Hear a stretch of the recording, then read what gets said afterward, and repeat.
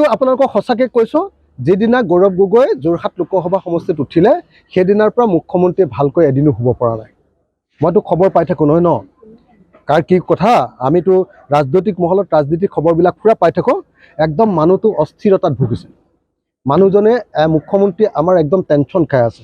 মানুহজনে ভাবিছে যে তেওঁৰ শত্ৰু গৌৰৱ গগৈ যদি জিকি যায় তেতিয়াহ'লে তেওঁলোকৰ ভৱিষ্যত উজনি অসমত বৰবাদ হৈ যাব। সেইকাৰণে ইমান ভয় খাইছে মানুহটোৱে যে পঞ্চায়ত লেভেলত ইলেকশ্যন কেম্পেইন কৰিবলৈ আহিছে। সমষ্টিয়ে এটা লোকসভা নিৰ্বাচনত আগতে কেতিয়াবা এনেকৈ মুখ্যমন্ত্ৰীয়ে ইমান কষ্ট কৰা ক'ৰবাত দেখিছে নেকি পৃথিৱীৰ কোনোবা মুখ্যমন্ত্ৰীয়ে? এনেকুৱা পৰিস্থিতি হৈছে যে তেওঁলোকে ভুৱা ৰেচন কাৰ্ড, ভুৱা আপোনাৰ কি কয় অৰুণোদয় কাৰ্ড উলিয়াবলগীয়া পৰিস্থিতি হৈছে। আভুৱা ভাৰি যেনে তেনে ভোটকেইটা লওঁ এনেকৈ বুলি ভাবিছে। গতিকে হিমন্ত বিশ্ব শৰ্মাই যে ঢুকে পানী খাইছে, ঢুকে পানী খোৱা বুলি কয়, গৌৰৱ গগৈ ইলেকশ্যনত উঠাৰ পাছত ঢুকে যে পানী খাইছে এইটো প্ৰমাণিত হৈছে। আৰু অসমৰ মানুহে, যোৰহাটৰ মানুহে শিক্ষিত গৌৰৱ গগৈৰ পক্ষত ভোটদান কৰিব আৰু মুখেৰে এটাও মাত মাতিব নোৱাৰা তপন গগৈৰ বিপক্ষে ভোটদান কৰিব। তেওঁলোকে 2.5 লাখ ভোটত হাৰিব।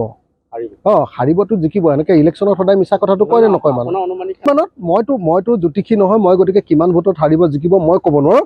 কিন্তু মই মানুহৰ স্পিৰিটটো দেখিছোঁ যে গৌৰৱ গগৈক ভোট দিব।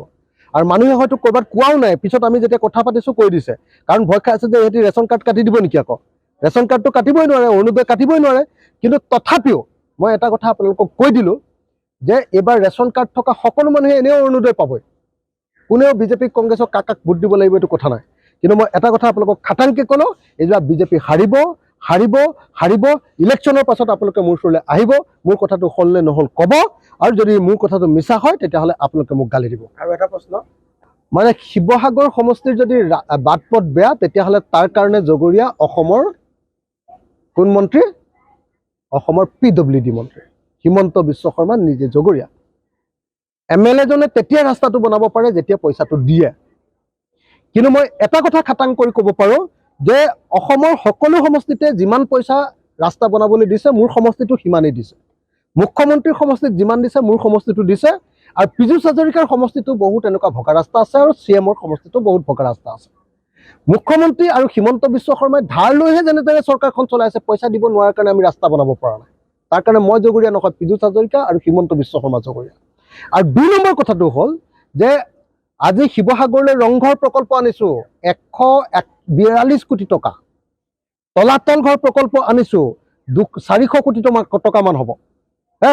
দিখৌৰ ওপৰত নতুন ব্ৰিজ এটাকে মই যদি কৈ যাওঁ, দিখৌ মুখৰ পৰা ভটিয়া পাৰ হৈ নাজিৰালৈকে প্ৰায় 200 কোটি টকাৰ ৰাস্তা অসম মালাৰ অধীনত 2 লেনযুক্ত।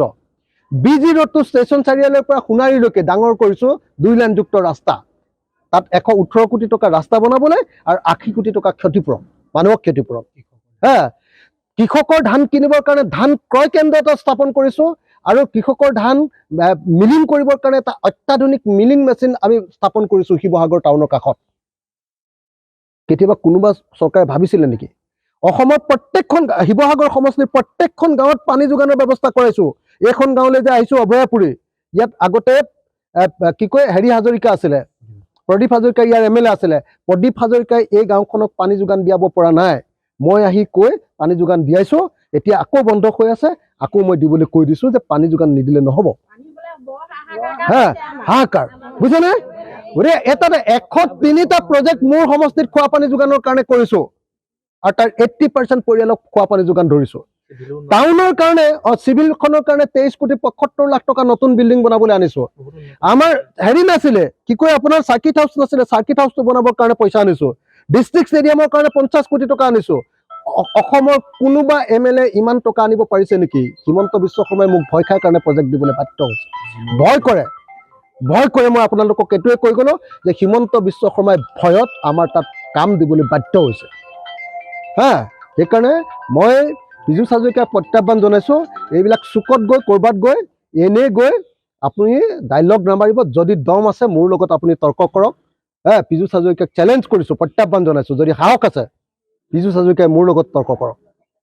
এনেই গৈ মই নথকা ঠাইত এনেই গৈ ফুচকে মোৰ বিৰুদ্ধে কিবা এটা কথা কৈ আহি, পীযুষ হাজৰিকাইটো এতিয়া আমাৰ সমষ্টিত 20,000 নামঘৰবিলাকত বিলাই আছে, নিজে আহি টকা বিলাই আছে। 2 নম্বৰী মন্ত্ৰী, এনেকুৱা 2 নম্বৰী মন্ত্ৰী পৃথিৱীত আগতে জন্ম হৈছিলে, কিন্তু মন্ত্ৰীয়ে নিজে আহি নামঘৰত গৈ 20,000 টকা বিলায়।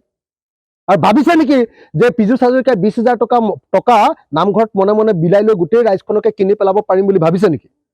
সিহঁতিহে টকাত বিকি যোৱা মানুহ, আমিতো সাধাৰণ মানুহ টকাত বিকি যোৱা মানুহ নহয়। আমি প্ৰথমতে ভয় খাওঁ, কিন্তু ভয় খোৱাৰ পাছত আমি সঁচা কথাটোৰে সিদ্ধান্ত লওঁ, আমি সঁচা মানুহজনৰ পক্ষতে অৱস্থান লওঁ, নহ'লে অখিল গগৈক জেলত থাকোঁতে কোনেও ভোট নিদিলেহেঁতেন।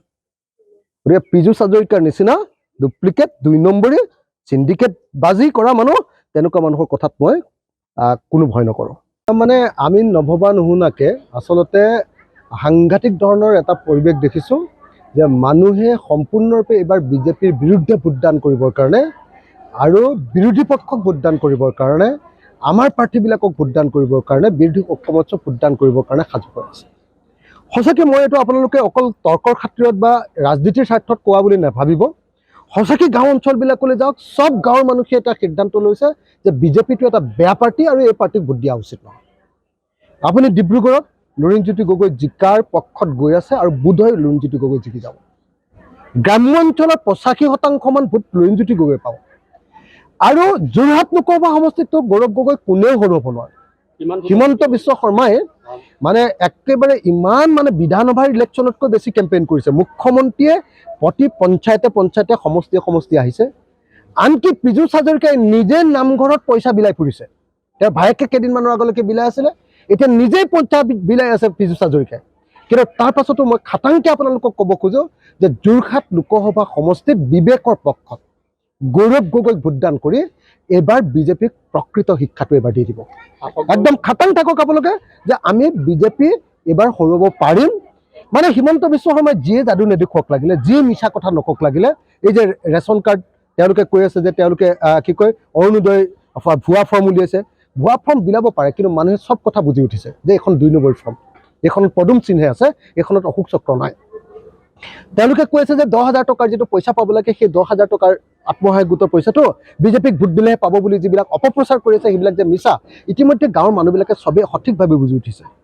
আৰু এই 10,000 টকাটোৰ নামত অসমৰ মহিলাক যে কিমান কষ্ট খুৱাইছে নহয় বিজেপিয়ে, মহিলাবিলাকে মনে মনে ভাবি আছে যে ইহঁতক ইলেকশ্যনত শিক্ষা দিম। মই আপোনালোকক কৈ থৈ গ'লোঁ, আপোনালোকে চাব। উজনি অসমত একেবাৰে মই ক'লোঁ যোৰহাট, কি কয় নগাঁও, তাৰপাছত আমাৰ ডিব্ৰুগড়, এই তিনিওটাতে আমাৰ বিৰোধী পক্ষ জয়ী হ'ব। আৰু হেৰিয়াটো কি কয় আপোনাৰ এইটো কি বুলি কয় লখিমপুৰতো যথেষ্ট পৰিমাণৰ আমাৰ ভাল পৰিৱেশ। এইবাৰ একদম খাটাংকে মই আপোনালোকক কৈছোঁ যে অভূতপূৰ্ব এক পৰিৱেশ। বিজেপিয়ে বহুত ভাবি আছে, বিজেপিয়ে বহুত পইচা খৰচ কৰিছে, বিজেপিয়ে ঘৰে ঘৰে টকা দিবলৈ চেষ্টা কৰিছে, কিন্তু তাৰ পাছতো অসমৰ মানুহে নিজৰ জাতিক ৰক্ষা কৰিবৰ কাৰণে, নিজৰ দেশক ৰক্ষা কৰিবৰ কাৰণে আৰু নিজৰ স্বাৰ্থ ৰক্ষা কৰিবৰ কাৰণে এইবাৰ ভোটদান বিজেপিৰ বিপক্ষে কৰিবৰ কাৰণে, বিজেপিক হৰুৱাবৰ কাৰণে এইবাৰ ভোটদান কৰিবৰ কাৰণে সিদ্ধান্ত গ্ৰহণ কৰিছে।